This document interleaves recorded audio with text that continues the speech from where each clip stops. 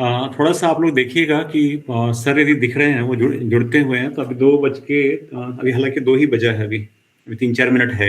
मैंने उनसे कहा था। एक्चुअली मेरे लैपटॉप पे टाइम जो है 2 बज के 3 मिनट हो रहे हैं और मोबाइल पे 2 बज रहा है। तो ठीक है, मैं वेट कर रहा हूँ कि बस जैसे जुड़ते हैं फिर हम लोग स्टार्ट करते हैं। Yes, welcome. Nice हाँ, to meet you. हाँ, हाँ। Good afternoon, sir. Here in India, this is afternoon. I had two past one, and I welcome on the behalf of UGC MMTTC and our department, history department, and our university, Dr. Hari Singh Gaur Vishwavidyalaya, and from all the participant of our this course. And today we have with us Christian Bartolf, the president of Gandhi Information Center, Berlin, Germany. And friends, this is my privilege to introduce him because I'm being the Facebook friend of last 3-4 years with him, and I share common thoughts with him. And it is really wonderful experience for me to that he is with us. And I feel fortunate that that is the common factor between us is Gandhi, and that is why he is here. And today he will talk about Gandhi and Federation. And before that, I will start this program.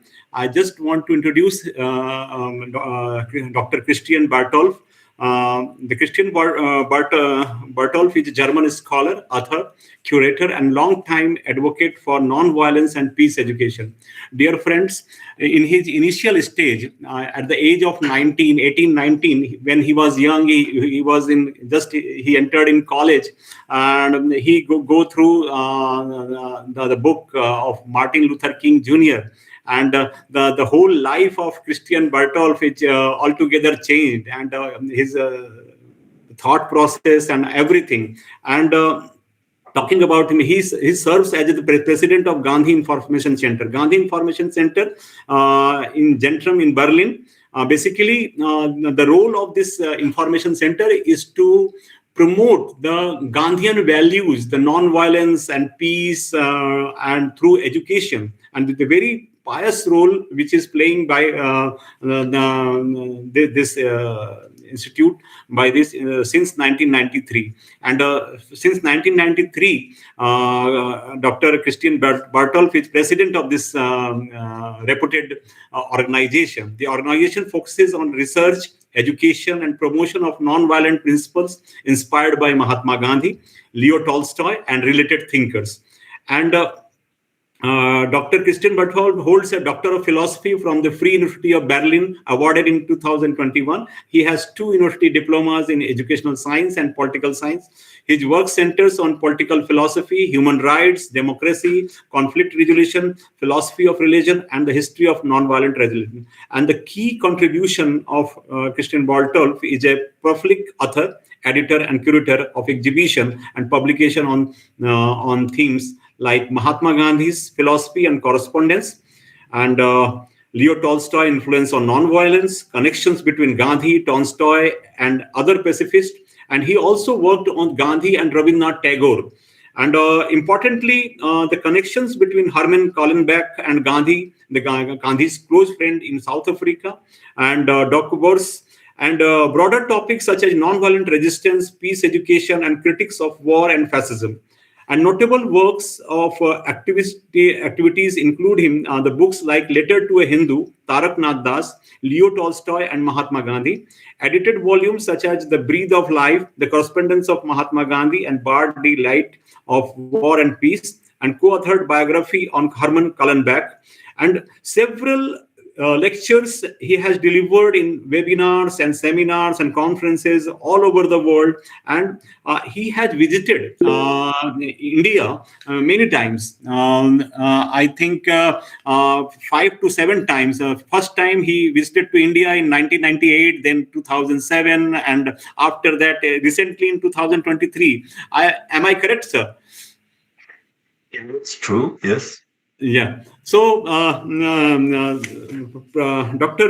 Christian Bartolf is engaged all the time in academics, and he is very much active in Facebook, ResearchGate, Academia Edu, and X platform, and and he is very quick in the response. Whenever you message him, he always give a proper response, and I cannot forget the love and the affection I get from him last 1 week, and it was a great pleasure for me talking to him.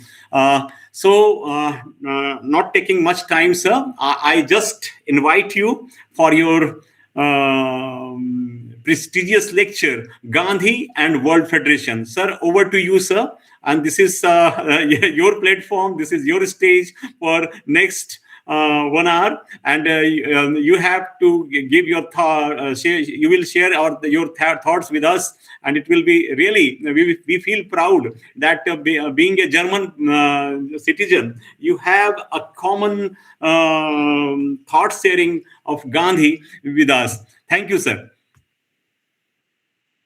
Oh, thank you so much for your invitation. I'm so glad to receive this request to speak about Gandhi in your context. I know that you are focusing mainly on the makers of modern India, on the pioneers of Indian liberation from the colonial yoke of the British imperialism. But I personally would like to shed some light on a topic which I already exposed in a part of it, at least, in an article which I gave you here called Gandhi and Tagore Beyond Nationalism Towards a World Federation, published in New Delhi in Global Gandhi. This is an online magazine. And I also gave you, in addition, I gave you two links. One, the starting page of our website of the Gandhi Information Center, Research and Education for Nonviolence. It's a society only for education. And we published books, exhibitions, and it's very substantial contribution on our website. You find most of the exhibitions, 13 exhibitions in English language on John Ruskin, Gandhi, Henry David Thoreau, Martin Luther King, Leo Tolstoy and the Duku Wars. And so we also focused on writing articles in publications published in some, let me say, collections of essays on the origin of the Savodaya philosophy or the Satyagraha philosophy. And these are, let me say, introductions, and you can find these references on our timeline of our Gandhi Information Center's website. We called it Nonviolent Resistance. This is actually this is the core interest to highlight the alternative to civil war and war, the alternative to violence, and also to prevent violence. This is the issue. It's an educational issue, of course. When I was in India as a student in 1985, I was happy to visit the National Gandhi Museum and the bookshop. And in this context, there were very interesting publications, English language from India, about Gandhi's political philosophy, not only, but also Gandhi's educational philosophy. So then I thought, as a student of political and educational sciences at the Free University in Berlin, it would be good to draw inspiration from Gandhi for our world problems. And so I regard myself as a German citizen, certainly a citizen of the European Union, a citizen of a member state of the Council of Europe, but also as a citizen of one of the many member states of the United Nations. So I would suggest and also recommend in the age of reform of the United Nations, which is a demand for all of us to um, encourage the cosmopolitan discourse on the philosophy and thought of Mahatma Gandhi. So I just try to explain why first and start with Rabindranath Tagore.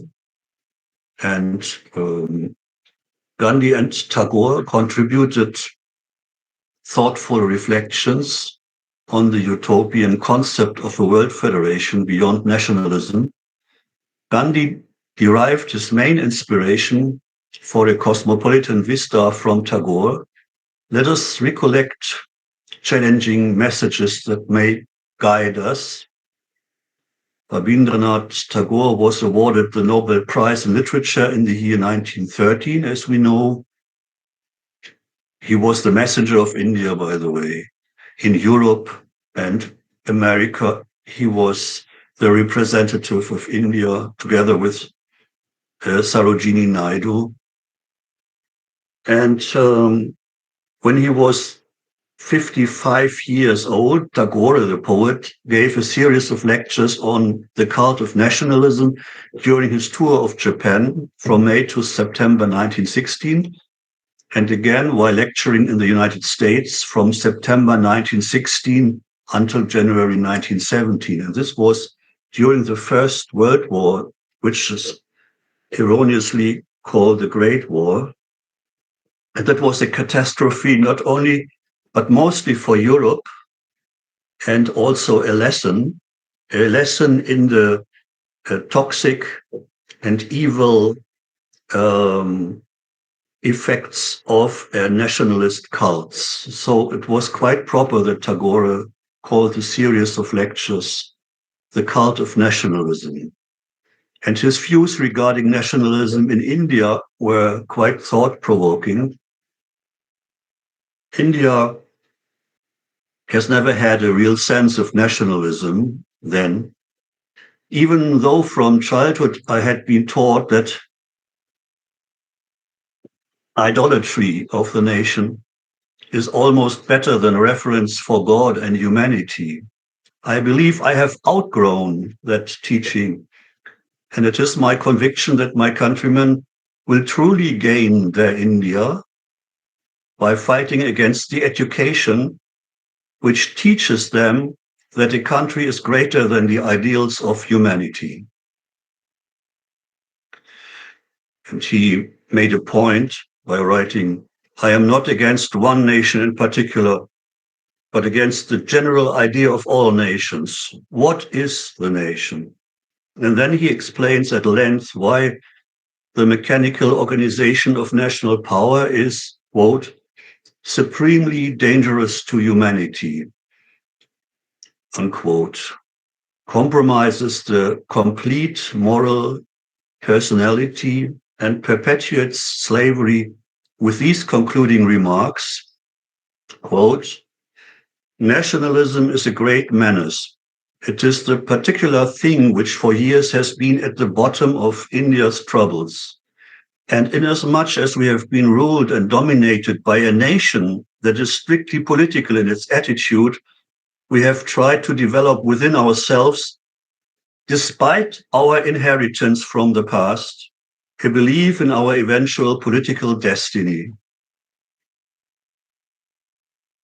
When Tagore delivered an address to the inmates of Satyagraha Ashram Sabarmati during his visit on December 4, 1922, in the absence of Gandhiji, who had been clamped in jail earlier in the year, he spoke about who is a Mahatma and expressed the meaning of the term and title Mahatma according to Tagore himself.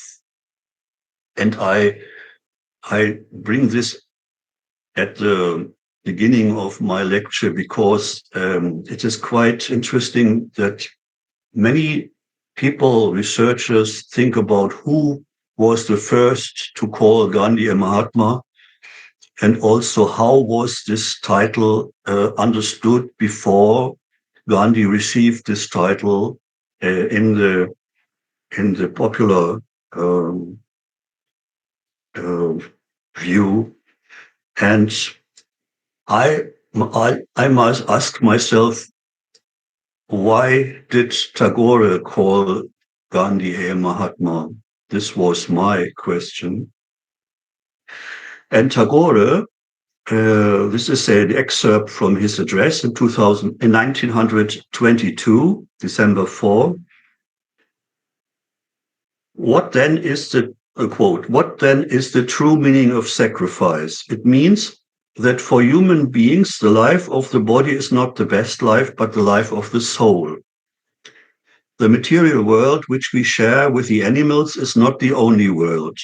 We have higher needs because we have a deeper and a higher life hidden within us. That hidden life is immortal. And then, what is the true meaning of the great word Mahatma? It implies the emancipated soul that realizes itself in all souls. It means the life that is no longer confined within itself, but finds its larger soul of Atman, of spirit. Then, in such realization, it becomes Mahatma, for it includes all spirits in itself. This is the divinity of universal activity, who is the great soul, who constantly dwells in the hearts of all peoples. They who know him with a heart and with a mind, which is sure in its perception, become immortal.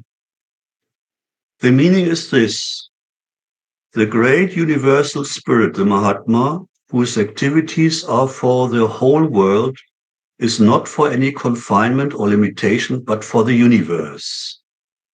Unquote.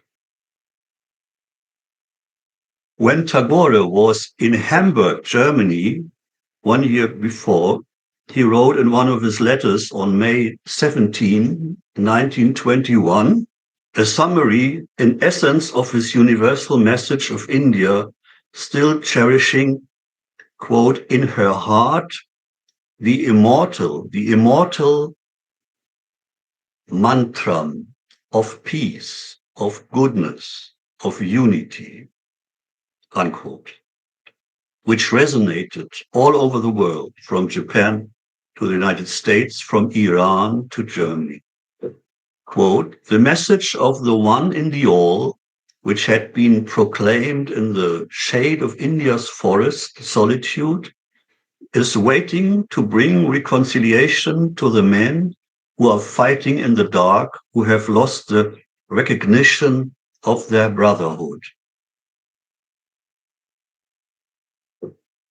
Quote, the mantra which gives our spiritual vision its right of entrance into the soul of all things is the mantra of India, the mantra of peace, of goodness, of unity.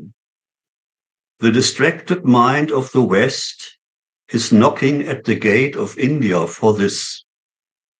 And is it to be met there with a hoarse shout of exclusion? Unquote. The friendship between Tagore and Gandhi dated back to as early as 1914, when Tagore gave a message to the souvenir of the passive resistance movement in South Africa, 1906 to 1914, published by the proprietors of the Indian Opinion, Phoenix, Natal, Golden Number of Indian Opinion. Tagore refers to the struggle in South Africa as quote, the steep ascent of manhood, not through the bloody path of violence, but that of dignified patience and heroic self-renunciation, unquote. Quote, the power our fellow countrymen have shown in standing firm for their cause under severest trials, fighting unarmed against fearful odds, has given us a firmer faith in the strength of the God that can defy sufferings and defeats at the hands of physical supremacy that can make its gains of its losses, unquote. This was 1914. Tagore about Gandhi and the Indian Satyagrahi in South Africa. And in the year 1933, a dark year for Germany, by the way, very dark year, the darkest year of the last century, maybe. In the year 1933, Tagore connected his concept of the supreme man with satyagraha. Quote, those who have in them the great capacity of feeling within themselves the one spirit in all men are the people to whom we give the name Mahatma or Great Soul. It is they who can lay down their lives for the good of all men. It is they who can address their comprehensive spirit within and without them and say, he is dearer than a son, dearer than wealth, dearer than all else is this spirit who is in our inmost heart. The scientist condemns such statements. He says that we attribute humanity to God in calling him our beloved. I reply that it is not attributing but realizing humanity. It is by developing the sense of the dignity of his human truth that man has attained to his God. So this was part one, the words of Rabindranath Tagore. Now, Gandhi and World Federation. In 1940, Mahatma Gandhi made it clear. Of course, I would welcome a World Federation of all the nations of the world. In a letter to Morris Friedman, he wrote in 1942 his political vision. If I can get freedom for India now through non-violent means, power of non-violence is firmly established. Empire idea dissolves and world state takes its place, in which all the states of the world are free and equal. No state has its military. There may be a world police to keep order in the absence of universal belief in nonviolence. Unquote. His peace plan anticipated the end of the Second World War, embraced a plea for inclusion, and emphasized India's role to play in a world federation. Quote, the very first step to a world federation is to recognize the freedom of conquered and exploited nations. Thus, India and Africa have to be freed. The second step would be to announce to and assure the aggressor powers, in the present instance, the Axis powers, that was Germany, Italy, Japan. The second step would be to announce to and assure the aggressor powers, in the present instance, the Axis powers, that immediately the war ends, they will be recognized as members of the World Federation in the same sense as the Allies. This presupposes an agreement among the members of the World Federation as to the irreducible fundamentals.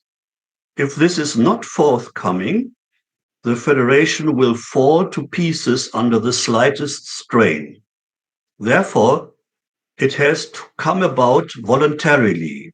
I suggest that non-violence is the basis of voluntariness. It is because of all the nations of the world, India is the one nation which has a message, however limited and crude it may be, in that direction, that it must have immediate freedom to enable it to play its part. So you see, he linked the plea for a world federation without national armies with the liberation of India as a sovereign state and a role model for the world. Actually, India was, in his concept, as we know, then the complete Indian subcontinent with, you know, no separation between uh, religious and national and ethnic communities. In his speech at the All India Congress Committee meeting in Bombay, August 1942, Gandhi described how he combined his cosmopolitan vista with his Indian independence campaign. Quote, "My democracy means every man is his own master.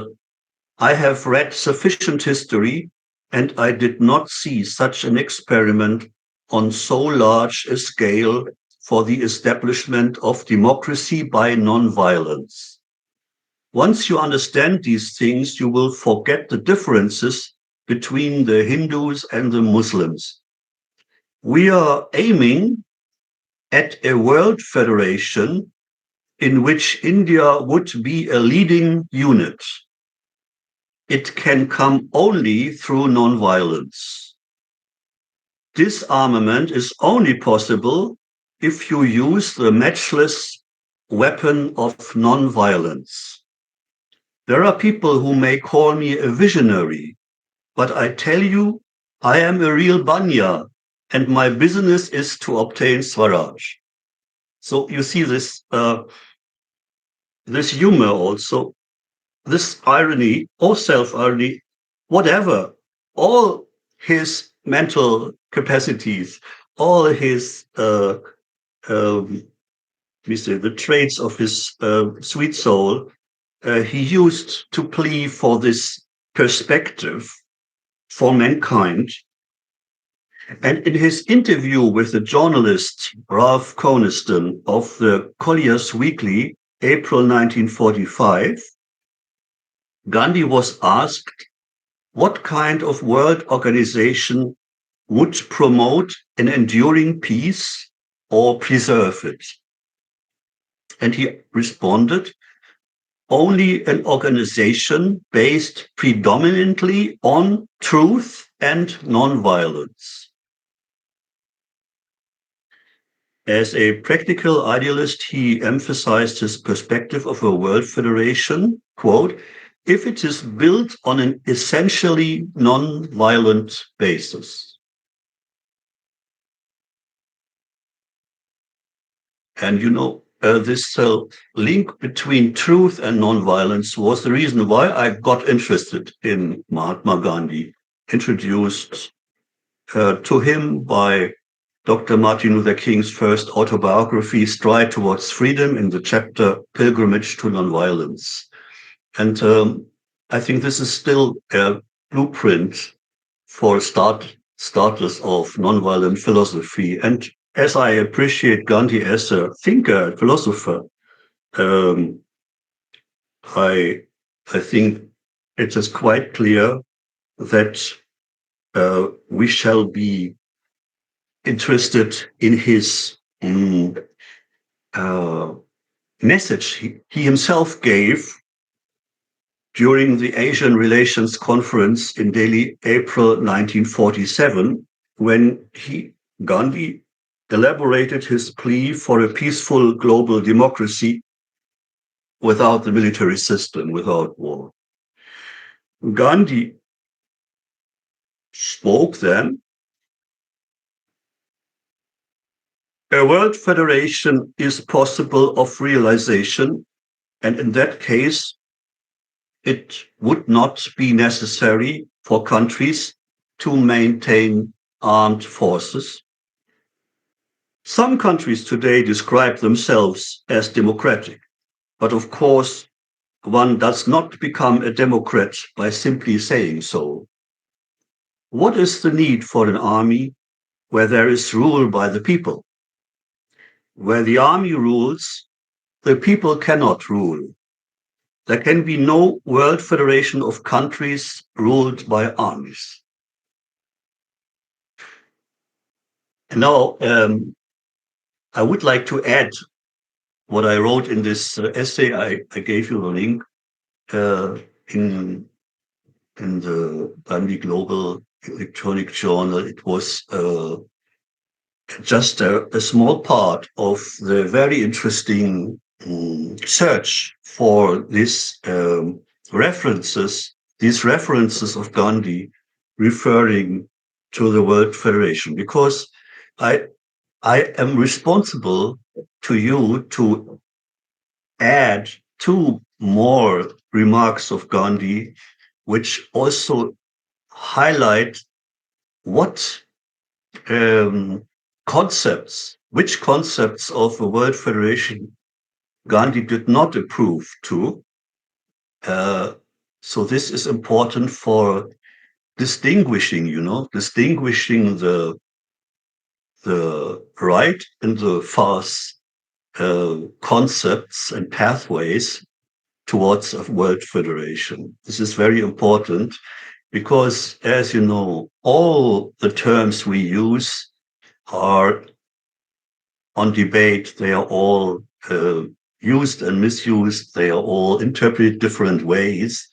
And that's very interesting that Gandhi uh, was asked, usually by journalists, usually from USA or from Britain, um, and he gave very precise responses. And you can read them in the collected works of Mahatma Gandhi, which are online at the Gandhi Heritage Portal.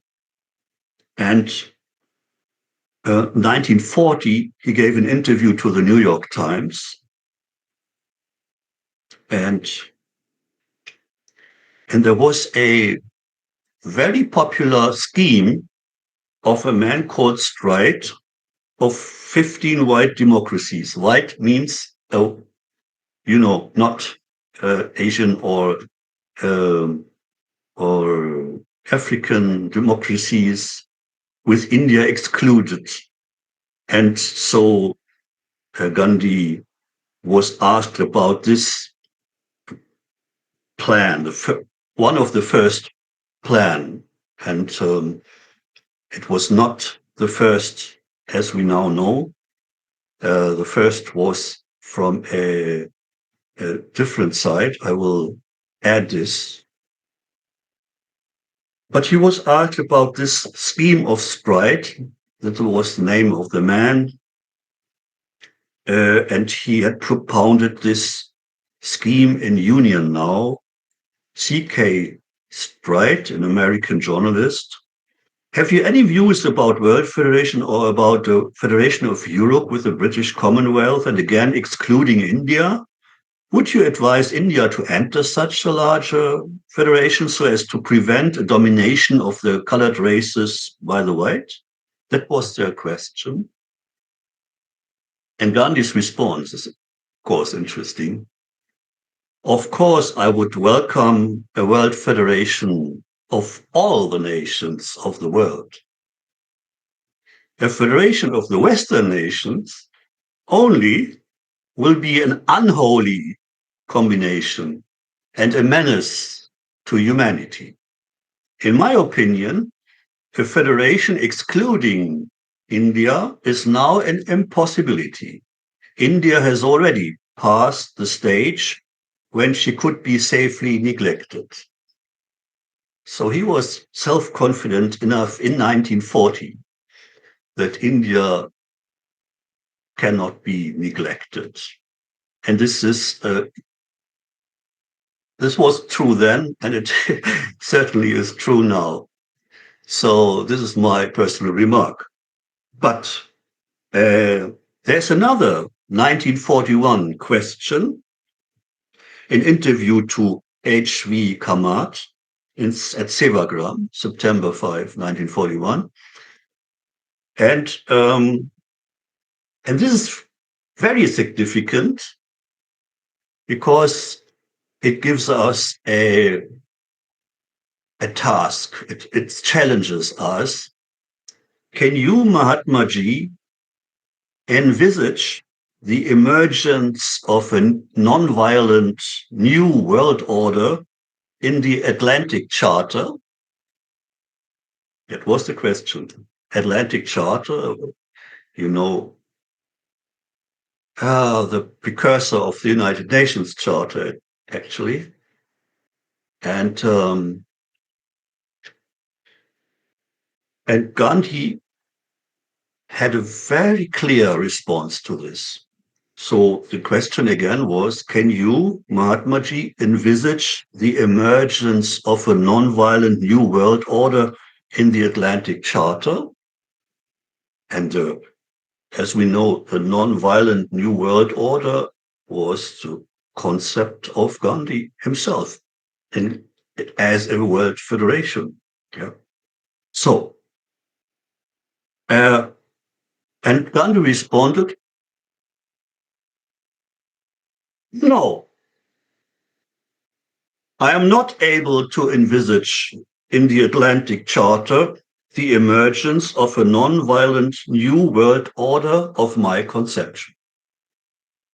You see, that's why we all are challenged to transform and develop the United Nations Charter and the United Nations to a real world federation in lines of the non-violent new world order concept of Mahatma Gandhi. So now that was the second part of my lecture. And Dr. Singh, is at least one small addition possible for me just to explain Yes, what? yes, sir. Why not? Yes, Why not? Why not? Why not? yeah, that's Yeah. fine. Yes, sir. Because, you know, there is so much more to say. I could speak for 3 hours and everything would be new and new and new, including a speech of an Indian foreign minister at the United Nations as a plea for a world federation. I can give you the speech, and I would like to, if you want me to do so. But first of all, I would like to add from my side uh, the very interesting, let me say, basic question: what is a world federation? Yeah, at least we should shed some light on this. There should be there should be a new uh, constitution or charter, of course. There should be a new Bill of Rights. But what, in general, what is a world federation? And of course, now we can say this might be a no-brainer. Every one of us know what this is, what this means. Yeah. So a kind of global government in which the countries of the world unite under a single federal system. Federal system like the um, Federal Republic of Germany, by the way, consists of states, federal states, or uh, the European Parliament, the Council of Europe. But it's, let me say so, it's not just a matter of sovereignty, which is diminished for the nation state and um, transferred to a supranational organization or institution. It's much more uh, a global federal government, a central authority responsible for issues like preventing wars, global security, addressing climate change, regulating global trade, protecting human rights. And of course, one could debate to keep let me say, the culture and civilization of each nation, individual countries, keep control over education, culture, local laws, domestic policy, sure. But there would be a shared constitution, division of powers, individual rights, a structure of global institutions. In a way, uh, social justice and equality would be a basic parameter, basic principle. The United Nations is not a world federation. It's an organization of sovereign states. And those who support the concept of a world federation, they want to end wars between nations, and they want to coordinate effective global responses to climate change, reduce and abolish nuclear weapons, promote universal human rights. And there are two articles in the United Nations Charter where you can build upon by transforming the United Nations towards the World Federation. This is Article 24 and Article 106. You can, of course, try to envisage or draft the concept of a world federation outside the United Nations, but this is not necessary because actually the United Nations Charter was, let me say, written and drafted by those who want to develop the Constitution of the United Nations. They saw the United Nations Charter not as the last word. They wanted to develop, you understand, to develop, to go beyond a kind of transitional enforcement, not just to develop the United Nations Security Council, but also develop the Constitution of the United Nations. It was not fixed. Of course, it should not be paralyzed by the veto power. So I just want to give you this reference that, in a way, the tools for changing you can find even in the United Nations Charter. And I could elaborate that, but I don't want to do this now in the frame of this lecture at the moment. So, but I want to give you another important thought that it was not just Streit's proposal of a Western-dominated um, World Federation in 1939 and afterwards, but there were also other, much more intelligent concepts of a World Federation. And if Gandhi had known these concepts, then he would have appreciated and welcomed them. And there's particularly one of these concepts I would like to mention at least, so that you are aware that these concepts were not only supported by Albert Einstein or uh, Bertrand Russell, Norman Cousins, and H.G. Wells in his novels, but also you have a real, we could say, plans, drafts, and after the Second World War, real institutions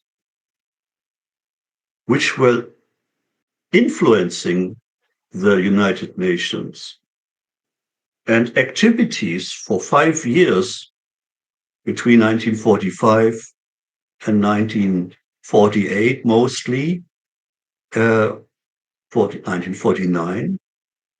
And also you have reasons why these efforts for a real world federation, these movements, then, which are not well known, were uh, reduced in their effect. But one of these concepts which are going beyond those which were discussed, I would like to mention at least, so that you have an idea um, that there is something we can build upon which is being ignored. So I give you the the book title also. It's called Chaos, War, or a New World Order: What We Must Do to Establish the All-Inclusive Non-Military Democratic Federation of Nations. That was a short but historically important pamphlet jointly authored by Lola Maverick Lloyd and Rosika Schwimmer that laid out a concrete early World Federalists program well before the atomic age made global federation a wider political issue. And the key ideas and proposals were: one, democratic federalism, a world federation of nations, democratic and representative, based on the direct participation of peoples, not just governments. World Constitutional Convention, a first step would be to elect delegates to draft a world constitution along federal lines. So the first was democratic federalism. The second, non-military and peace-focused. The federation would abolish standing national armies and outlaw war as an instrument of policy. Third, a representation system. Each nation would be invited to join immediately. There would be equitable and direct representation of the world's citizen in the federal body. They envisioned fixed delegate numbers and systems of popular vote. The fourth is institutions and reforms, a central executive authority for world governance, a separation of powers, legislative, executive, judicial, and a peaceful settlement of international disputes by arbitration under the World Federation. This is very important for us now, or essential: peaceful settlement of international disputes by arbitration under the World Federation. And this was a very interesting text. It was published in 1942, but it was drafted even before. It was first published under the auspices of the Campaign for World Government, which they had co-founded in 1937 as a manifesto. And the printed edition was in 1938 and again in 1942. So you see, if Gandhi had come across this concept, I think he would have rejoiced. So, and this is the same as nowadays. You find thinkers in Europe, in the Americas, all continents, in Africa, in Asia and Oceania. You find thinkers who are marginalized. They are not published on the mass media. They are real thinkers.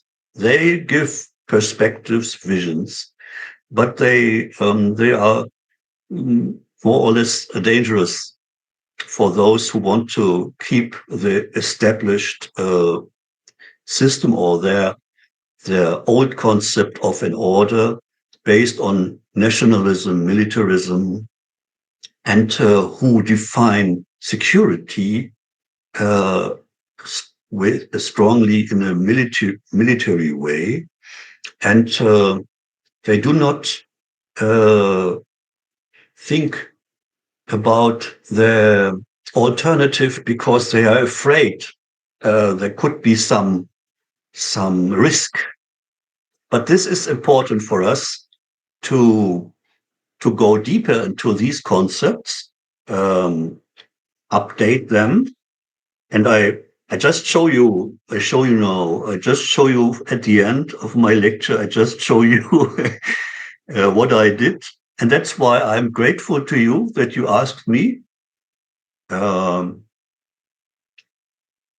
uh, I show you that I have a script with let me say 50 pages, so I could now, even in case you have questions about these concepts, shed light on many different aspects of this concept, referring to the main thinkers after 1945, like Albert Einstein, etc., uh, and activists like Gary Davis, and uh, and all the institutions which were built and also influenced our political culture. So, but they are almost forgotten. Still, nowadays, you find world federalists in different shapes, and I could try to describe to you, that would be a different lecture maybe,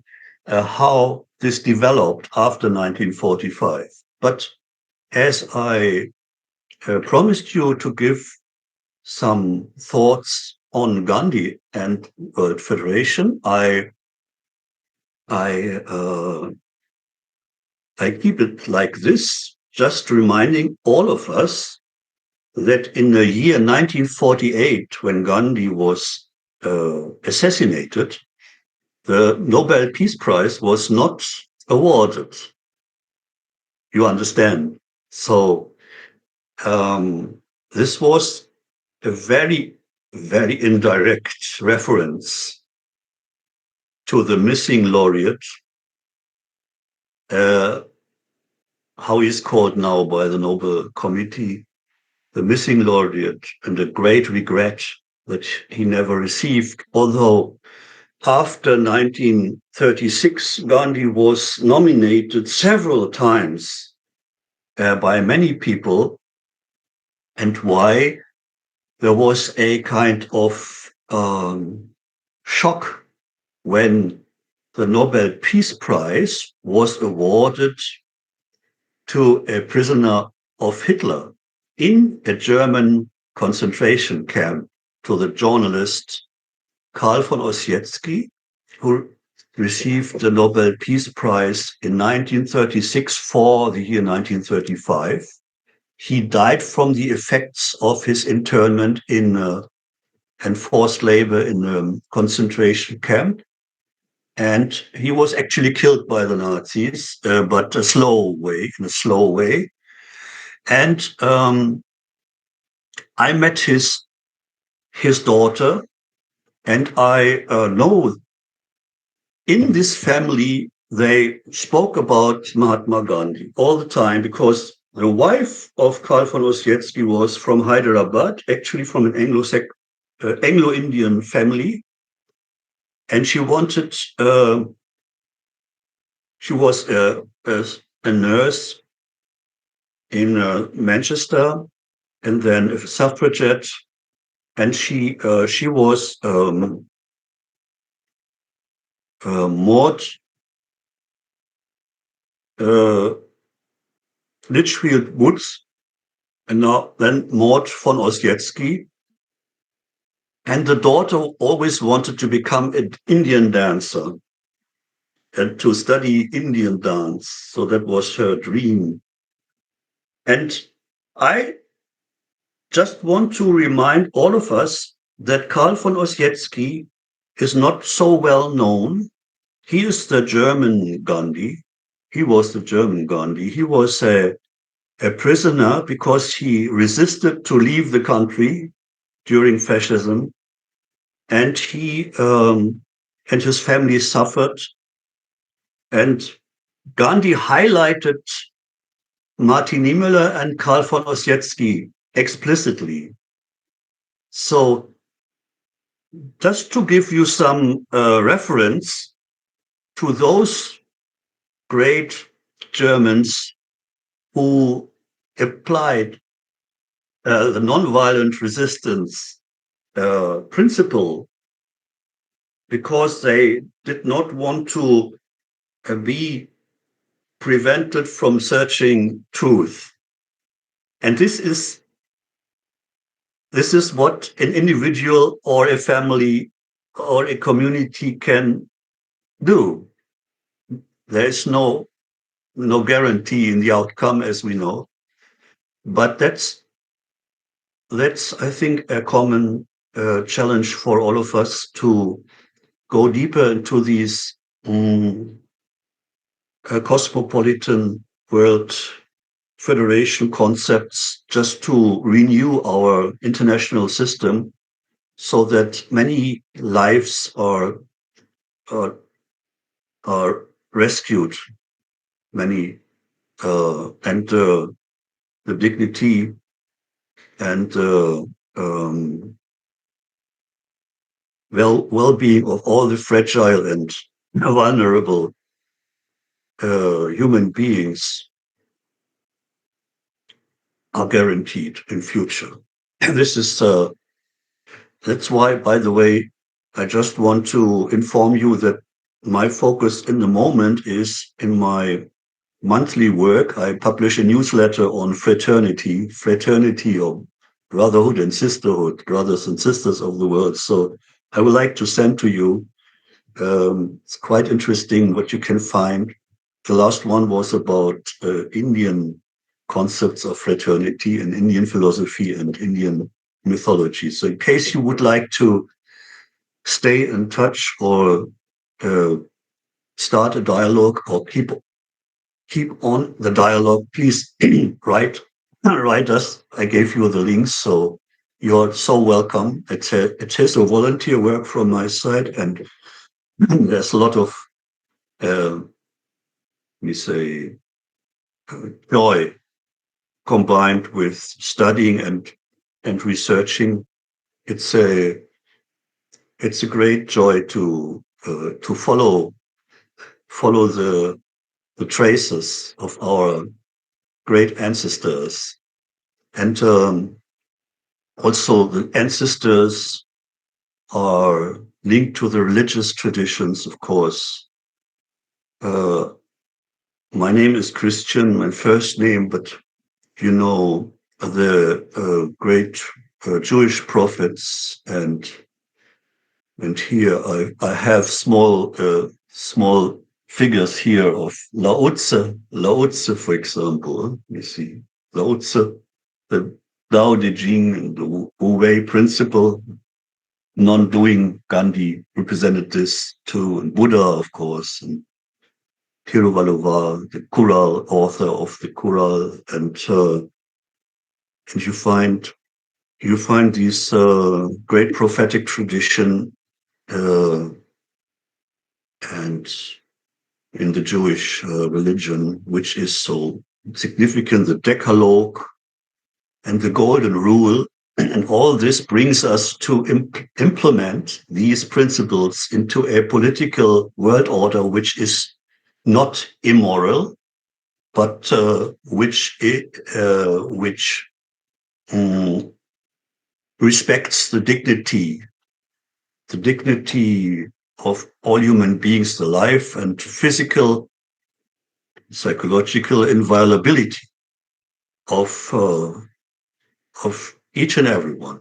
That's maybe the last word of my lecture for you at the moment. Thank you for giving me the opportunity to speak to you and with you. Thank you, sir. Thank you. It was very nice lecture. Nice lecture. Listening you for last 55 minutes. And really, you started with Gandhi and Tagore, and you started with the Tagore was very critical on nationalism, and Tagore argued that the true nationalism should be rooted in universal human values, not narrow patriotism.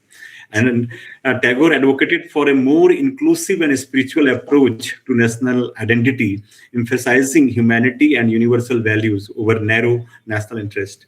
And you talk about more about the Gandhi and non-violence and the Gandhian vision of non-violence and unity. And you say that unity resonates deeply with the ideals of the World Federation and his philosophy of ahimsa, that is non-violence, and satyagraha, the truth force, inspires the global cooperation and peace. The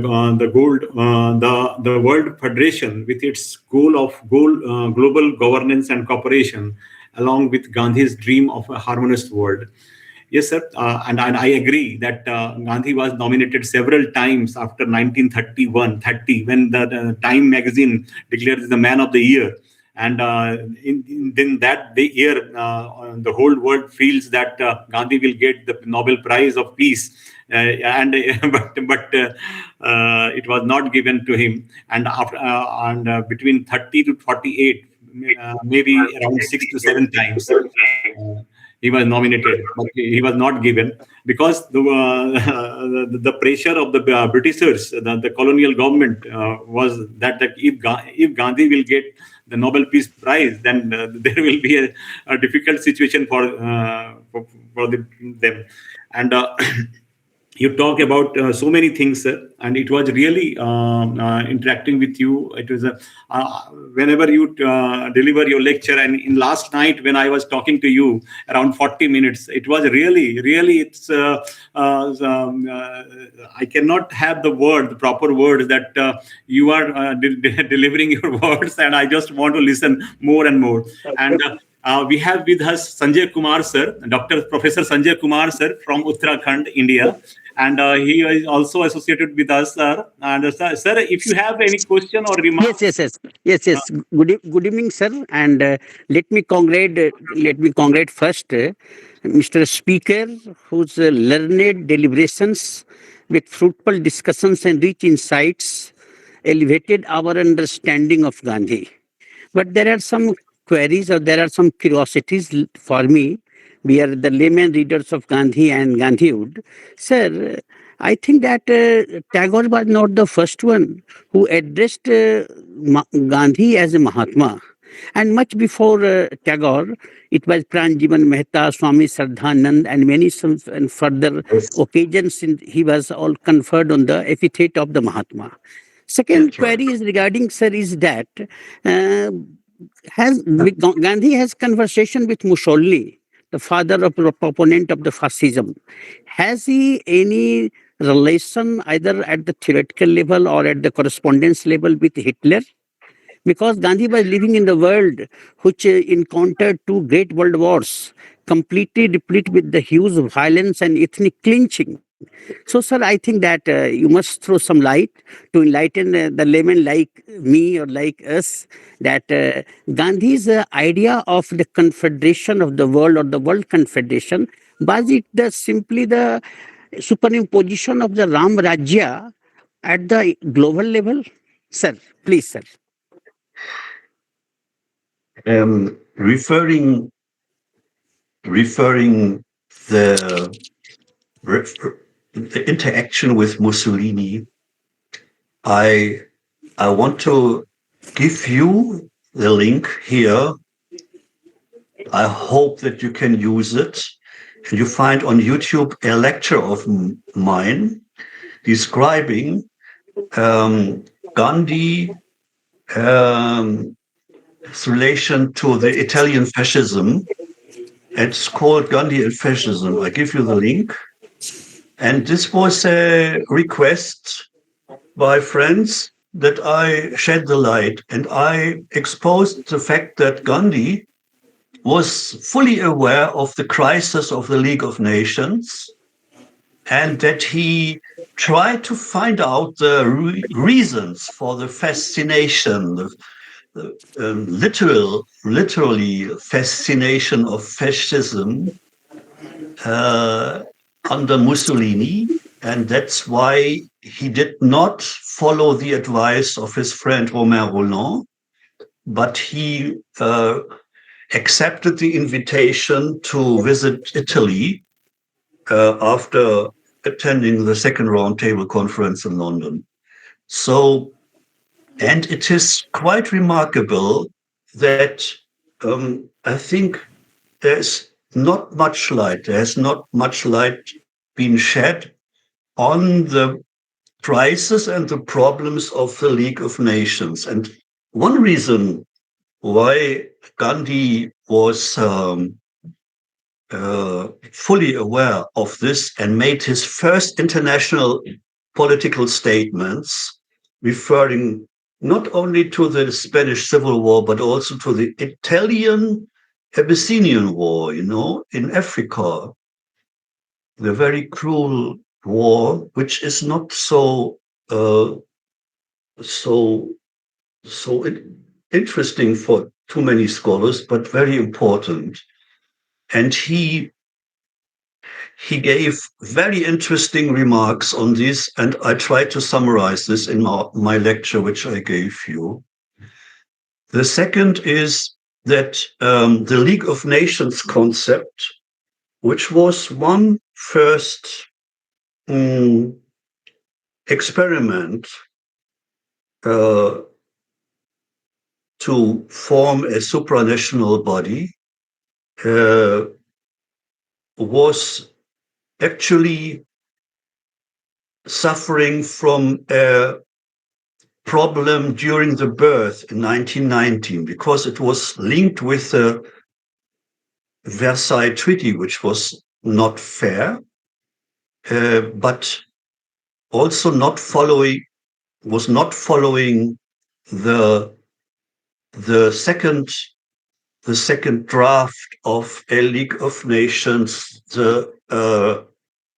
by Woodrow Wilson in January 1919, when he uh, included the abolition of military conscription worldwide. And this was not implied in the constitution of the League of Nations. Instead, only Germany, as a defeated country, had to abolish military conscription. And this was one effect. One effect of this was, as Elias Canetti wrote in his book on mass and power, that the Nazi party tried to substitute uh, like a kind of army, state inside the state, an army on the streets, and seized power with violence, not only with obstruction of the parliament. So that was a mistake at the beginning, that Woodrow Wilson's vision was not fully respected, but was um, was destroyed by the nationalists, different countries who were actively participating and dominating the treaties of Versailles. That is one thing, and you cannot really understand the situation of Gandhi's reference to Hitler in his two letters when you do not know the story before. That means, why did he visit Italy? why did he risk to be used as a propaganda uh, tool of the Italian fascism? It was a huge risk. And you see now, if you see the photos, you see how the Italian fascists tried to use Gandhi and his visit. But he also visited the daughter of Tolstoy. Tolstoy was another one who did not receive the Nobel Peace Prize. But you know, Tolstoy was the spiritual guide of Gandhi, and Kingdom of God is Within You. 1893 was nothing else than a plea for the abolition of military conscription. It was a religious title, but it was an eminently political book. And that's why Gandhi highlighted this book in his autobiography as the main inspiration, impressed him most. And so Gandhi visited the daughter of Tolstoy, and there were not only there were many reasons for him also visiting the Peter's Dome and impressed by the the significance of the cross, which he was then elaborating in his morning prayer speech at Brindisi on the ship, which brought him back from Europe to India. And this is certainly a legacy, a kind of testament for Gandhi's message to those who are interested in Jesus or Christianity. What Gandhi tried to express during the years before the Second World War was that it is an illusion to distinguish between democracy and dictatorship during times of war when there are militarized democracies. It's just a matter of degree for him it was. So maybe we can now criticize Gandhi that he underestimated the totalitarianism of Stalinism and Hitlerism or Nazism, but on the specific anti-Semitic and inhuman traits of German Nazism or fascism. But in a way, Gandhi's warning is right, because the more democracy is militarizing in the times of imminent danger of war, for example, and spending so much for the military system, there all the missing reforms, social reforms of a society become visible. And also there is a very strict warning. Gandhi said military victory then would not end the problem after the Second World War. He warned that actually the logic of the war, war aggressors would then be transferred to those who vanquished them.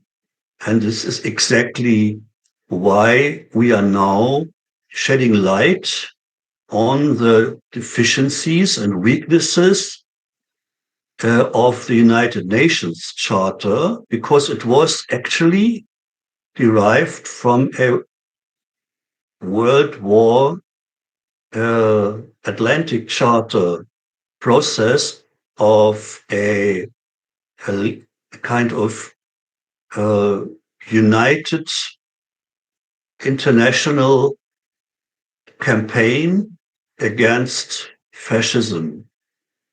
And it was right to do so, but that does not mean that we cannot reform the United Nations Charter or improve reform the United Nations or um, bring about a new constitution, Bill of Rights, etc.,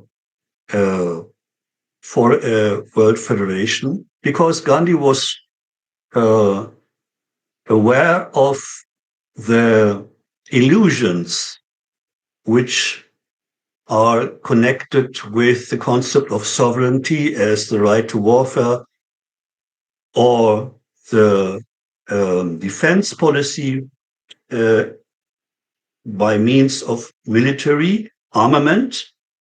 And nowadays, in addition, that's the reason why the World Federalists was so strong after 1945. There was a search for a new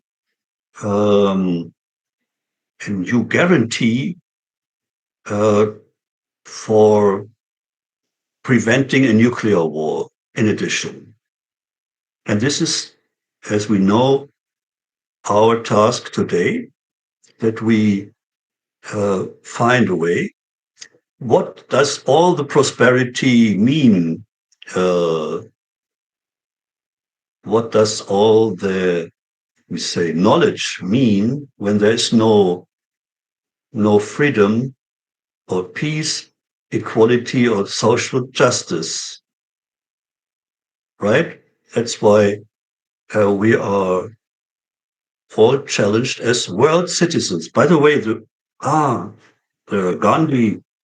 Gandhi referred himself as a world citizen in the letter to Julian Huxley. You remember Julian Huxley for UNESCO? Gandhi was asked to give a statement referring to the drafting Universal Declaration of Human Rights. And this was what Gandhi highlighted, himself as a world citizen. And this is quite interesting because nowadays this is without passport, maybe. And there is no world citizen passport here, but this would be one element of a world federation, a world citizen passport, and of course, a common constitution. By the way, this is also a problem in Europe. As you know, there is no constitution which is binding for all member states. And the European Union is an amount of nations which is not identical with the member states of the Council of Europe. So there are many more countries in the Council of Europe than in the European Union. And it's not just a matter of a common valuta uh, like the euro, but it's a matter of a common constitution and a common understanding of uh, human rights and duties. Gandhi always, also in his letter to Julian Huxley, stressed the fact that only if we fulfill our duty as world citizens, then we can realize our human rights. This is the basic message towards the readers of this remarkable volume. And Julian Huxley was the brother of Aldous Huxley, who was following Gandhi in the 30s and creating the Peace Pledge Union together with Dick Shepherd for peace education. He was not just a great writer of dystopian novels. He also visited India and met Gandhi at a Congress session at Kanpur. He admired Sarojini Naidu and he wrote about this. So it is very interesting to find out the correspondences and dialogues of Gandhi. And so I think it's our task to draw lessons from these dialogues and to read Gandhi again in his own words. Yeah. Okay. That's Thank you, what sir. I would Uh, say. Yeah.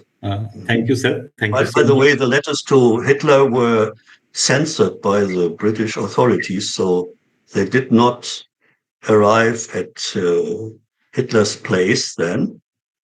They were published later, but they it was uh, even if we doubt that these letters would have influenced the Nazi government, the German government, uh, we can now say that they did not arrive.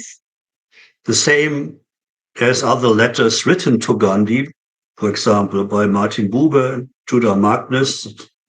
There's no proof that they arrived at Gandhi's place. Gandhi never referred to them, at least. Who knows what happened? So there's still some points of research which are necessary to go to the archives and find out details. So I think wonderful is that India has preserved the heritage of Gandhi by publishing the collected works and his magazines, because this is so important. We have not the same with Martin Luther King. So far, only 8 of 14 volumes were published. So we can learn so much from these enlightened spirits. So, Thank you, sir. Thank you so much, sir, for your enlightening lecture. And Sanjay, sir, we are running short of time because we have to start at 3:30 the valedictory sessions. That is why I am not taking any more questions. And already we are having this 1 hour and 25-minute session.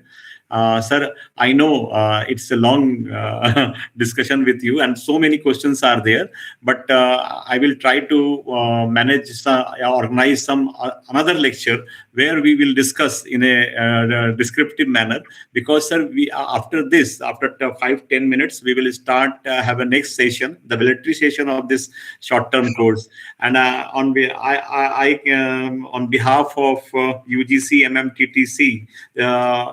Malviya Mission Teacher Training Center. I am really grateful to you that you, from our invitation, you came here and virtually and you delivered your wonderful lecture with us. And it was a really nice experience that you have shared so many things, so many new points, so many new references for the young scholars and the young faculty members. And sir, just want to share the thing that so many scholars of our university are also connected with in this meeting, and they are here listening you very intensely, and really it's a wonderful experience. And now I just thank you, sir. Thank you for your wonderful lecture, and we will be connected, sir, after this lecture also. And please share me the links which you have shared in this in Google Meet link, and please in WhatsApp, so that I can share all these things to the participants and all the faculty members, so that they may know the more works about your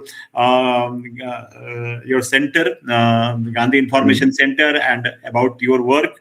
And really, it is commendable, sir, that in Germany, in Europe, you are working.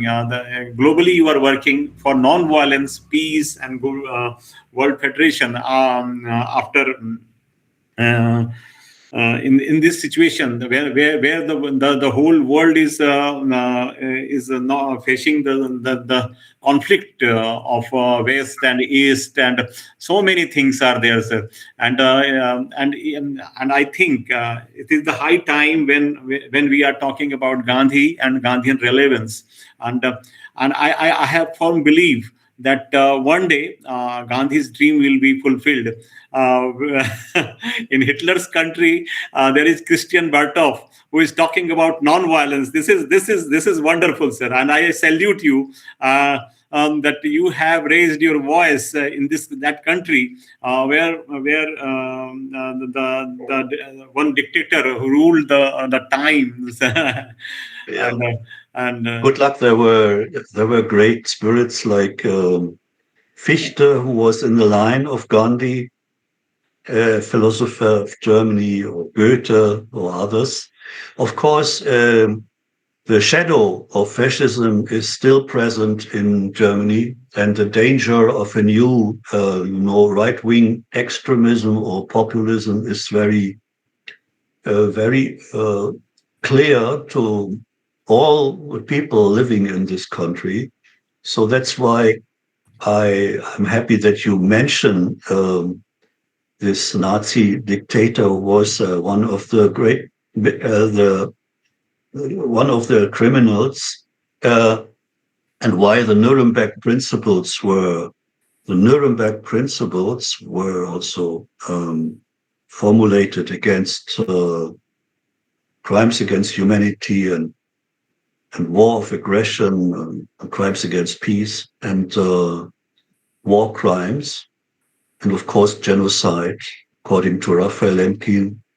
So we have new norms in the international law which are to be respected, which we should respect and follow.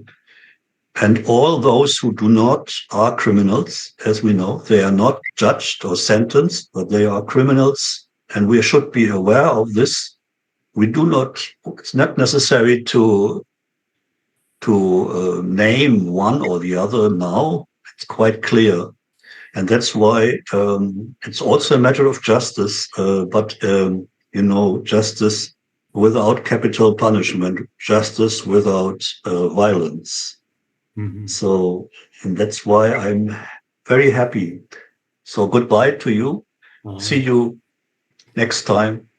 Yes, And I will be Thank happy you. to See follow you. your yeah, sir. Very invitation. Yeah. soon, Thank you, very sir. soon I Thank will you. organize another lecture. Thank you, sir. On- Thank you very much, sir. and there will be Thank you very much, sir. so many questions will be there, and there will Yeah. be discussion. Today we have some different type of program. That is why we have the limitation of time of 1.5 hours. Yeah. And Good. I know. Thank you, Dr. Singh, so much for your Yeah. activity. Sir, Goodbye. All the best for you.